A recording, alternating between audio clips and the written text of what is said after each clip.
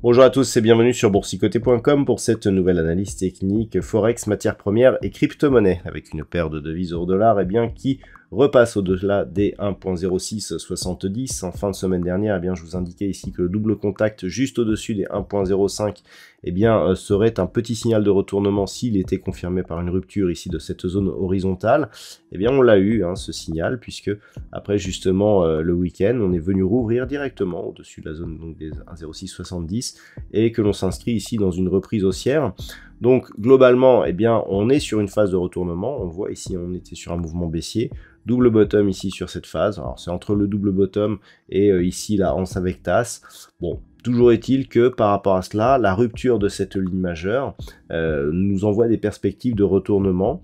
Alors c'est plutôt neutre du côté de l'euro-dollar tant que l'on reste entre 1,0670 et 1,0780. Par contre, au-delà des 1,0780, on serait vraiment dans un vrai signal de retournement, avec donc une possibilité d'accélération même en cas de franchissement de cette zone.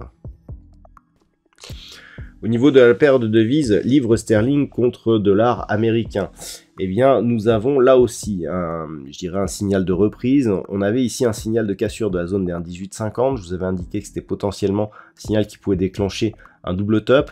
Alors il semblerait ici que la lenteur de ce mouvement baissier et amoindrit, la puissance de cette configuration, puisque l'on a eu cette cassure, mais que les cours sont tout de suite remontés. Maintenant, lorsque l'on s'approche un petit peu, comme je vous l'indiquais la semaine dernière, c'est vraiment la zone des 1.20 qu'il faut observer. Et là, ce qui est intéressant, c'est qu'on avait ici cette dynamique baissière, donc où on évoluait globalement sous la moyenne mobile. On avait des attaques ici sur la bande de Bollinger inférieure. Et là, on casse ici cette moyenne mobile et on vient directement s'inscrire sur la bande de Bollinger supérieure. Donc là, on est clairement sur un retournement de tendance. Et le fait que l'on ait ce retournement, alors que l'on venait justement de casser ou de tenter la cassure donc de cette zone d'un 18,50, nous montre que au final, il n'y a pas autant de velléité que ça à la baisse et qu'on pourrait très bien continuer à osciller ici dans une zone de neutralisation. Et donc ce sera le cas tant que les cours resteront ici au-dessus donc de ces 1,1850 et sous la zone ici des 1.24. Sur l'or, nous avons aussi un gros mouvement. La semaine dernière, on constatait ici la rupture haussière des 1850 $ l'once. L'objectif était un retour ici sur la zone des 1880. C'est un niveau que l'on a retrouvé dès l'ouverture des marchés donc de ce début de semaine. Et tout de suite, on est allé ici sur la zone des 1910 points. Alors là, les choses sont en train de s'accélérer. Il va falloir avoir ici une vue globale sur l'or. Alors déjà, cette vue court terme, où on voit que d'un point de vue, court terme, c'est vraiment la cassure ici des 1957 qui serait un gros signal. Donc pour l'instant, on est juste sur le niveau inférieur, qui était déjà un niveau significatif.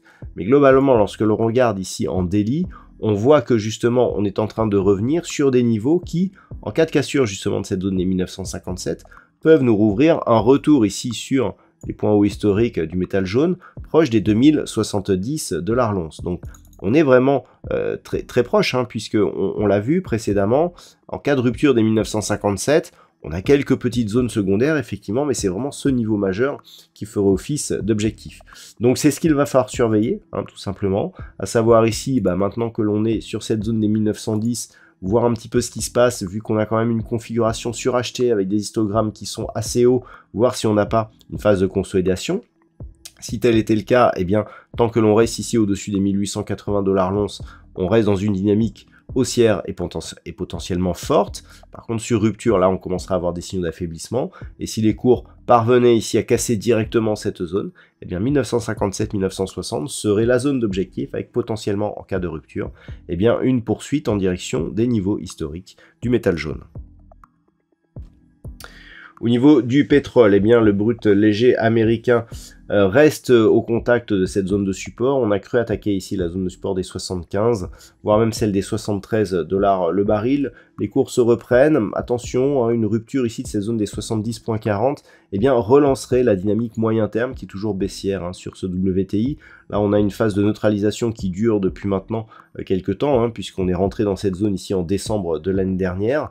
Ça fait donc, je dirais, quelques mois que nous ne sommes plus ressortis de cette zone de range. Mais globalement, lorsque l'on voit ici, notamment cette partie ici, et puis là, la phase de consolidation, on se doute bien que si on venait à casser ici 70,40, qui est le point bas justement de cette phase de baisse, eh bien, on aurait une accélération et donc une poursuite de ce mouvement d'un point de vue moyen terme. Pour inverser la tendance, il faudrait toujours hein, repasser au-delà des 84 $ le baril. Et puis enfin au niveau du Bitcoin, eh bien le retour ici hein, sur la zone des 20 000 $ le Bitcoin n'a pas duré. On s'attendait ici à une neutralisation de la dynamique. Alors ce que je vous avais dit la semaine dernière est toujours valable. Tant que l'on est ici dans cette zone de range entre 15 800 ici et 25 200, globalement c'est neutre avec une prédisposition plutôt baissière, hein, puisqu'on n'a quasiment pas eu de rebond technique, donc justement suite à l'entrée dans cette zone de range. Maintenant, le fait ici d'avoir eu ce range qui a duré aussi longtemps, si on recasse à la hausse ici à la zone des 25 200, on aura un signal de retournement qui serait assez significatif et donc qui pourrait changer la donne hein, sur cette crypto-monnaie avec les autres, hein, bien entendu, qui suivraient derrière. Donc là, le fait que l'on se rapproche d'une manière aussi rapide et aussi brutale hein, de cette zone des 25 200, eh bien, on doit porter attention à ce niveau et en cas de rupture, eh bien, on aura des configurations techniques qui vont radicalement changer. Voilà donc ce que l'on peut dire sur l'analyse technique de ces principaux actifs Forex, matières premières et crypto-monnaies. Je vous souhaite de passer une très bonne soirée. On se retrouve dès demain pour d'autres analyses techniques, toujours sur le site boursicoté.com.